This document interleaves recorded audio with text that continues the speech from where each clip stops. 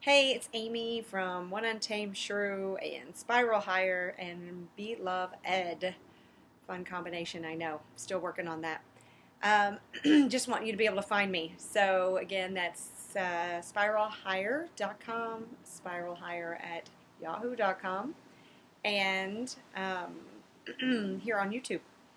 So, I want to talk about this spiritual journey and relationships and friendships and how it's a specific piece of self love that I didn't see coming. And it all, in my perspective, is perfect. Although I may have struggled through it at the time, it always makes perfect sense on the other side. And I do believe that sometimes you have to take the brave step first before the reward comes in. It goes along with that whole you have to believe it to see it.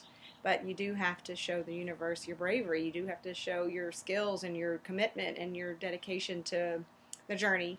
And I think that's when you get the reward. You probably wouldn't get all the benefit out of it if you didn't take the action steps. That looked a little scary in the beginning.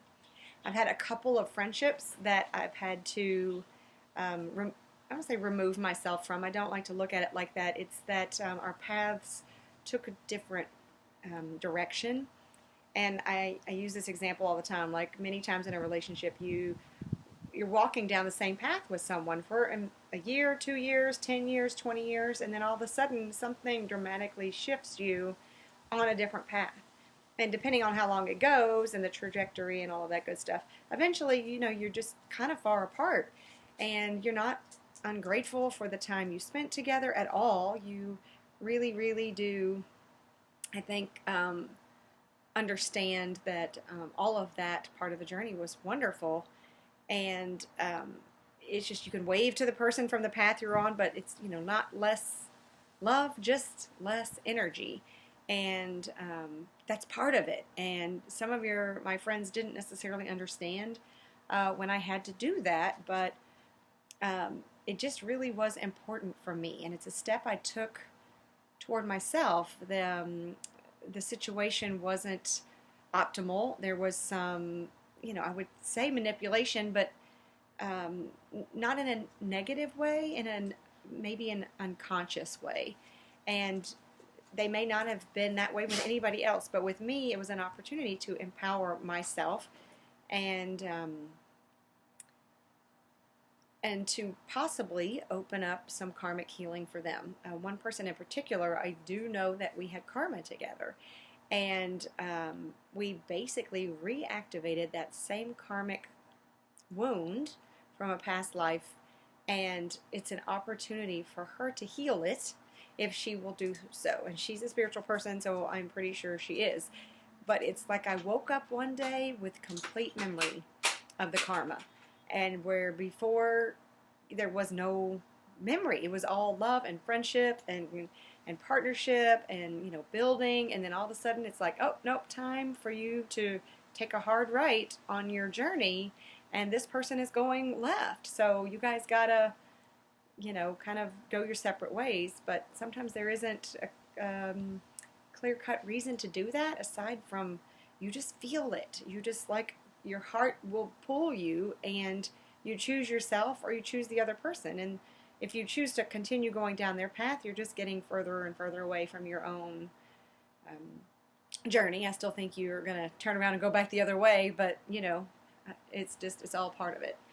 So with the karmic piece of it, I think that karma is like a veil that shrouds your awareness, because you wouldn't take those steps into the friendship if you thought it was going to leave you with a wounded heart.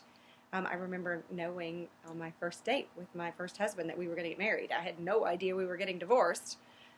Otherwise, I probably wouldn't have taken the steps. I wouldn't have engaged in the relationship. I wouldn't have dove deeper and deeper and deeper into this connection, probably, if I knew that it was going to end. And it makes the karmic, that rawness important, because it opens the heart.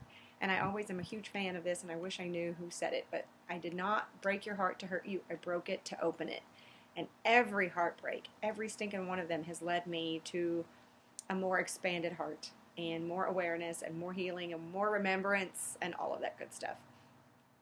So the friends in particular that I had to kind of move away from, I think didn't understand, no matter how many words I used, no matter how clear it was to me, they were not as receptive to the break, but that's how it goes. I mean, the karma is real. The wounding is real, and everything is love. So my disconnection was my self-love, and I hope in the future that if someone needs to leave my path, that I can look at them and say, man, this hurts, but I love you enough to say, you know what, I think you're loving yourself, and I that's what love looks like. It means sacrificing your own happiness, maybe not sacrificing, but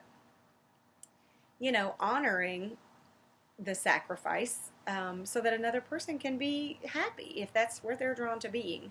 And they may not be, but if that's you have to truly respect their wishes when it comes to that. I'm not great at attachments. Apparently, it's a gift, and it's felt like a curse for a long time. I don't believe that attachments are healthy, and I think that's the new relationship paradigm we're moving towards. And it's you love what's in front of you when it's in front of you, and if it goes away, you love that too, or everything is just an honor to experience. So this spiritual awakening piece, it's so multifaceted, and I love that word. I love disco balls, and if you'll see, I have disco balls or mirrored things everywhere, because I just believe there's so many facets to every lesson, every tool, every experience, and finding the uniqueness of each one is such a gift. So all I can do is be true to my heart, and be true to my instincts and my intuition. And if I'm not, then also the other person doesn't learn. I mean, if I'm to be the villain in this role, I'm depriving someone of their healing if I don't play that role. So, and it's a perceived villain, but it still feels that way, really, really richly. I remember, the first time I felt hate and deceit, I was like, wow, thank you for showing me what that feels like. Now, I didn't mean it with light and love at the time, but, in retrospect, I'm like, okay, cool, I know what that feels like now. I couldn't identify it unless I felt it. And I believe a lot of times we've come to experience a certain number of emotions. And, you might have 20, you might have 40, I don't necessarily remember how we do all of that.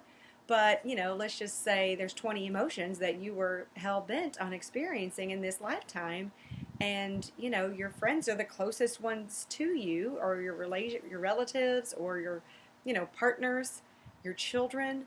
And nobody else can really get to those really, I would say, deeply, deeply, deeply felt emotions, but those that were close to you. And, you're like, I really wanted to experience, deceit in this life. And, if nobody ever deceives you, you can't check deceit off of that list. And sadness, oh my gosh, sadness can come in many forms. It can come through a divorce, through the loss of a loved one, through just loss in general, disappointment. But, if you really want to dig in and just wrap yourself in that emotion just so you can truly know what it feels like, then you can check it off your list and move on. But if you're constantly resisting, like, nope, nope, nope, nope, and the universe keeps trying to show you that emotion, and you're like, no, thank you, I don't want that, light and love, and I want my vibration high, and nope, nope, nope. But that's what you wanted. You agreed, you planned it, you orchestrated it, and your friends, your family, your loved ones are all trying to give it to you. So, honor the moment, honor the experience, honor, the rejection, honor the love. It's all just part of it. But, it was a struggle for me because I felt like a terrible friend, and I've questioned myself, a couple of times, many times. Man, does that make me a terrible friend that I just had to ask this person for space? And if it feels right in my heart and I'm the only one who's going to know that, then I did what I was supposed to do. And I still send love and I still honor every step we've taken. And it's as if they're in spirit in a way, even though I know they're still on the planet, they're maybe just across town. I can still love them. It's just there's not time spent face to face. We don't hug anymore, but man, do I still send prayers? Do I still see them in my dreams? I mean, it's just another level of relationship. And, it's been challenging understanding that, but so rewarding. So everything in this journey is. So anyway, that is my reflection for today, and I hope that offers you something because it's been totally magical for me. So have a great day. Till next time. Bye.